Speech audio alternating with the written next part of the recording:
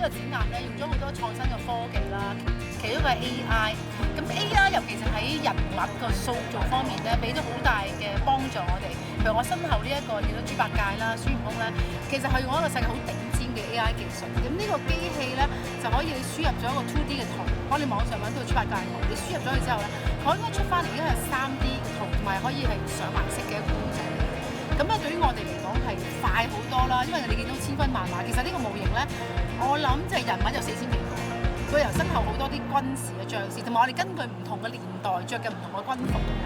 如果你每一個要畫圖、要打印、要上色，我諗即係1年都做唔起啦呢個作品啊嘛。咁我哋喺幾月裏面做到。喺匠心華彩微型藝術展，3D 打印、AI 等創新科技元素同藝術創作完美結合，將想像變成現實，為迷你世界注入生命力。一樣嘢咧，其實我用咗好多嘅一啲，譬如煙霧啦，頭先見到個煙霧係水霧器啦，亦都有啲係一啲電腦嘅 program 嚟嘅。等佢到上下，佢譬如不斷你見到啲石上落啊，啲燈啊咁樣。金紫荊廣場都係咁，全係浮下浮下喐嘅，係前後左右浮，個飛機係喐嘅。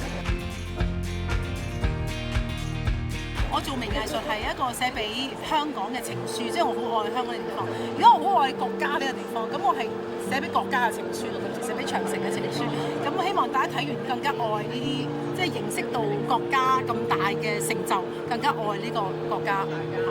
作為慶祝國慶76週年活動，展覽由即日起至10月12日舉行，免費入場。15件作品呈現咗藝術家對香港、對國家、對中華文化嘅情懷，連著名話劇導演都變成小粉絲。我對呢個展覽呢，就十分之欣賞。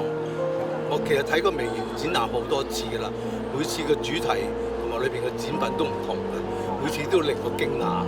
因為除咗佢手工細節之外咧，佢包含咗好多香港、中國、中華民族嘅文化喺裏邊。